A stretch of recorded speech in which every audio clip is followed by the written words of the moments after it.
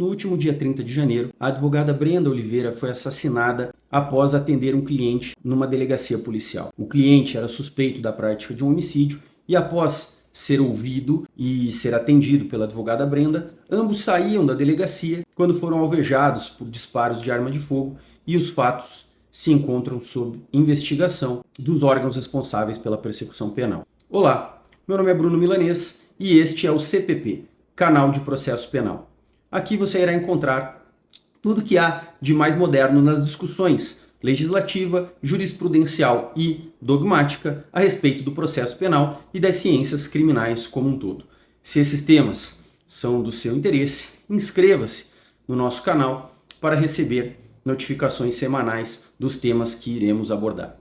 O vídeo que inaugura o nosso canal serve de homenagem à doutora Brenda e também a todos os advogados criminalistas que única e exclusivamente por exercerem a sua profissão já foram vilipendiados verbalmente, fisicamente e inclusive perdendo a vida nesse caso extremo que vitimou a doutora Brenda. Então, desde logo, o nosso canal se solidariza com a advogada, nossa colega de profissão, que foi vitimada única e exclusivamente por exercer a sua profissão nos limites da lei. Nesse sentido, inclusive, o nosso canal já se posiciona ideologicamente e é importante que isso aconteça numa sociedade em que muitas vezes as pessoas têm a impressão de imparcialidade quando as notícias são veiculadas, e nós assumimos uma posição no sentido de que o direito penal ele deve existir, mas ele deve ser moderado. Nós defendemos que o direito penal é um excelente instrumento de contenção do arbítrio estatal, mas ao mesmo tempo ele também serve para a tutela de bens jurídicos de maneira garantista e minimalista. Então, entendemos sim que esses fatos que vitimaram a Brenda devem ser apurados, deve haver uma resposta estatal e isso, obviamente, com a responsabilização dentro do devido processo daqueles que foram responsáveis por este crime atroz. Dito isso, gostaríamos de trabalhar com alguns aspectos dogmáticos que envolvem a relação entre o advogado e o seu cliente. Queremos crer que muitas das vezes os advogados criminalistas são vítimas de diversos ataques exclusivamente por defenderem os seus clientes. Há na sociedade uma confusão muito grande entre o cliente que praticou eventualmente os crimes, nem sempre, mas muitas vezes pode sim ter praticado, e o seu advogado. E por esta razão é importante iniciar essa discussão a partir do artigo 133 da Constituição da República Federativa do Brasil de 1988. Este dispositivo que estabelece que o advogado exerce função essencial à administração da justiça e ele é inviolável no exercício da profissão. O que significa isso?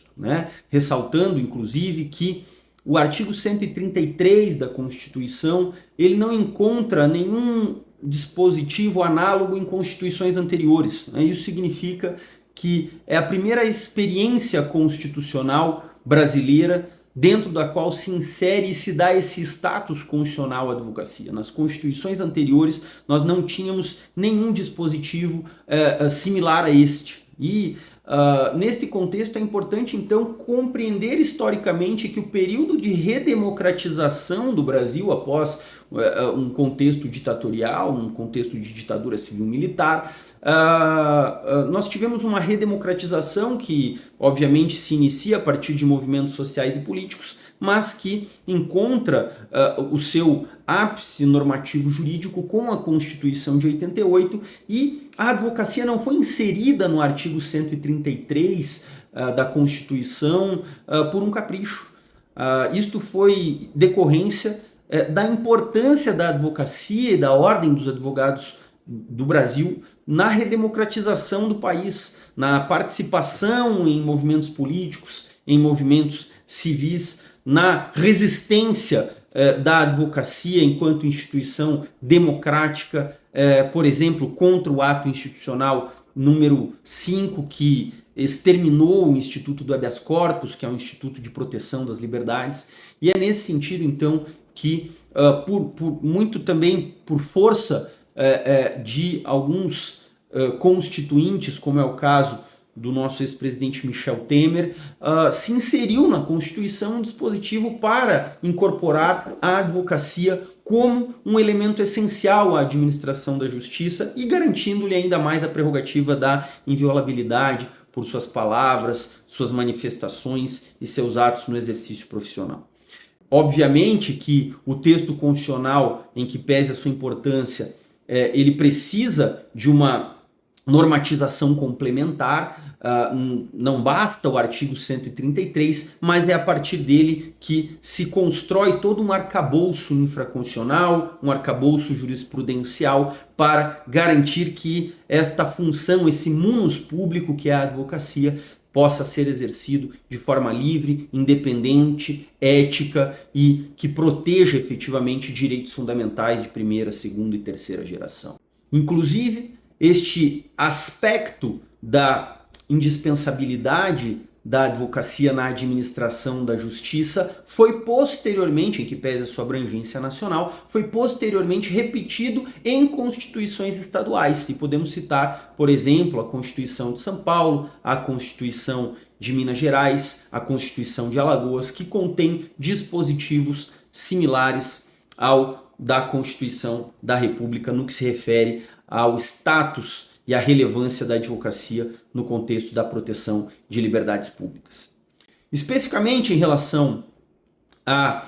importância da advocacia na administração da justiça, não podemos negar que o Poder Judiciário tem uma função relevante e preponderante na defesa de direitos fundamentais, mas também precisamos nos recordar que o Poder Judiciário é inerte, ou seja, o princípio da inércia da jurisdição significa que o Poder Judiciário somente atua quando ele é provocado e na medida, nos limites da provocação que lhe chega. E nesse contexto, então, recordamos que tanto do ponto de vista da advocacia, como na esfera do processo penal do Ministério Público, há necessidade de que haja uma postulação direcionada ao juiz para que então ele possa exercer o poder jurisdicional. Não há jurisdição sem postulação. Postulação essa que no processo penal é realizada, via de regra, através da denúncia, que é a manifestação, que é a externalização da ação penal de iniciativa pública, mas também através de queixas-crimes nos casos de ação penal de iniciativa privada. Então, nós percebemos que a administração da justiça, de uma certa maneira, ela não é exercida de forma unilateral pelo Poder Judiciário, ela não é exercida exclusivamente pelo Ministério Público, ela é exercida, sim, na ambiência e na conjugação publicística do processo entre três atores processuais, assumindo a defesa uma função essencial que é a representação em juízo ou fora dele em atendimento ao mandato outorgado pelo cliente, pelo constituído. E aqui é importante ressaltar que o exercício da advocacia na administração da justiça e na tutela das liberdades públicas do cliente na esfera do processo penal, ela se dá não apenas com o processo criminal instaurado. No caso, por exemplo, deste fato que envolveu a colega Brenda, que foi assassinada, ela estava exercendo o seu munus público na tutela das liberdades públicas do seu cliente em sede policial. E é nesse sentido, inclusive, que nós podemos dizer que antes mesmo da atuação do Poder Judiciário na tutela dos direitos fundamentais, das garantias individuais, o advogado é um dos primeiros que vai exercer esta função na medida em que ele acompanha o seu cliente na investigação preliminar, no inquérito policial, nos outros procedimentos investigatórios. E é nesse sentido, então, que a gente pode, inclusive, dizer que a tutela de direitos fundamentais, no âmbito da persecução criminal, ela se inicia já na fase pré-processual e é aqui que se inicia, via de regra, e deve se iniciar um bom trabalho do advogado, né? E nesse contexto, inclusive, sabemos que o artigo 133 da Constituição, ele é, vamos dizer assim, complementado pelas garantias individuais que o advogado tutela do seu cliente. Quando falamos em ampla defesa, quando falamos em contraditório, quando falamos em vedação a provas ilícitas, nós já pensamos que esta atuação do advogado para a tutela desses direitos fundamentais já vai ocorrer já vai ocorrer na fase de inquérito policial, na fase de investigação preliminar. E não é outra a razão, inclusive, pela qual o Supremo Tribunal Federal já editou, inclusive, uma súmula vinculante de número 14, concedendo o direito do advogado e do seu constituído de terem acesso a todo o procedimento investigativo que já estiver documentado em sede de investigação preliminar. Não há, por exemplo, como se pensar em ampla defesa do cliente, não há como se pensar em estratégias defensivas, em exercício do contraditório, em direito à prova, em direito à publicidade, se o advogado não tiver acesso aos procedimentos. Nesse contexto, não apenas o Supremo Tribunal Federal já reconheceu, inclusive, como disse, mediante súmula vinculante, o direito de acesso, mas também o Estatuto da OAB, lá na regra do artigo 7º, confere a prerrogativa do advogado de ter acesso, para que exerça esse munus público, aos autos de investigação, a autos procedimentais e também aos autos do processo criminal. Nesse aspecto, então, podemos dizer que a indispensabilidade do advogado na administração da justiça ela se presta ao advogado funcionar como um mecanismo, como um instrumento de representação do cliente para a efetivação destas garantias. Garantias estas, portanto, que não são só tuteladas no âmbito do Poder Judiciário. O advogado, inclusive, como se diz, é o primeiro juiz da causa. É ele quem vai analisar e vai fazer os primeiros juízos de valor, o que não significa em absoluto juízos a respeito dos fatos praticados pelo cliente, e também não se confunde isso com os próprios fatos pelos quais há uma investigação e eventualmente uma responsabilização do cliente. E podemos, neste primeiro aspecto, então, da indispensabilidade do advogado no contexto da administração da justiça, dizer, inclusive, que sem advogado não há nenhuma possibilidade de uma sentença criminal. Se não tiver nenhum advogado no processo que represente aquele cliente, se não houver um defensor público, se não houver um defensor dativo ou um advogado constituído, um advogado privado constituído, não há como a justiça laborar. E é nesse contexto, então, que entendemos que o advogado ele é essencial sim, ele é indispensável sim à administração da justiça, e o texto constitucional, num período de redemocratização, ele coloca o advogado como um instrumento essencial à própria subsistência da democracia. O segundo aspecto do texto constitucional se refere à inviolabilidade do advogado no exercício da profissão. Segundo o professor Flávio Pansieri, em comentário ao artigo 133 da Constituição, esta inviolabilidade do advogado se espraia em 4 aspectos. Primeiro, a inviolabilidade do advogado por seus atos, manifestações e palavras no exercício da profissão. O segundo, a liberdade de convencimento e de formação da convicção do advogado na defesa da causa. O terceiro se refere à acessibilidade do advogado aos autos judiciais e extrajudiciais. E o quarto se refere à inviolabilidade do local de trabalho do advogado. Neste contexto, inclusive, o Estatuto da OAB protege a inviolabilidade do local de trabalho, e podemos hoje em dia pensar, inclusive, na inviolabilidade naqueles casos de home office e coworking, né? Então, em todos esses casos, não apenas no escritório tradicional de advocacia, mas também naqueles espaços compartilhados em que o advogado exerce a sua profissão, mas também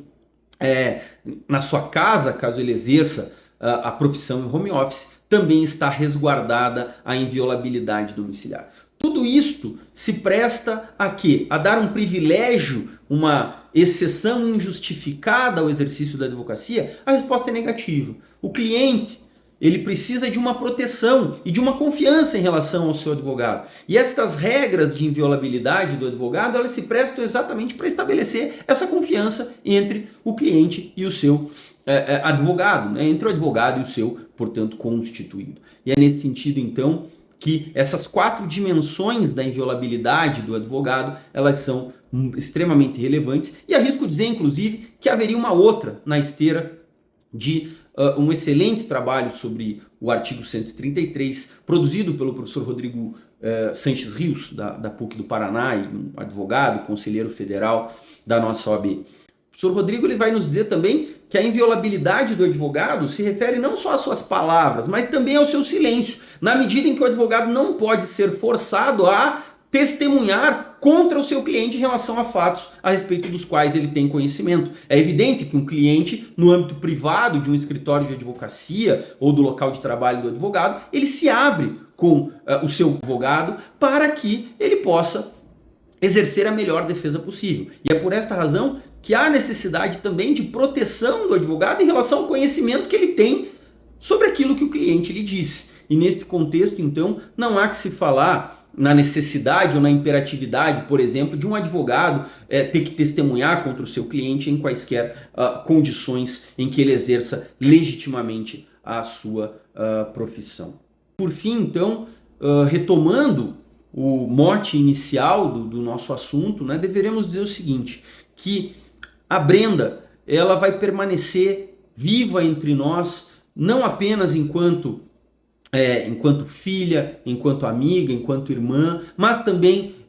enquanto alguém que estava no exercício da sua profissão e na defesa intransigente das liberdades públicas. Nós não podemos aceitar ataques à democracia, nós não podemos aceitar ataques às instituições, nós não podemos aceitar o vilipêndio das relações sociais e, neste sentido, a Brenda não foi atacada apenas na condição de mulher, ela não foi atacada apenas na condição de pessoa humana, ela foi atacada também na condição de advogada, de defensora da democracia, de defensora das instituições e de uma pessoa que atuava em prol das liberdades públicas. E é nesse sentido que retomamos para dizer e para finalizar esse vídeo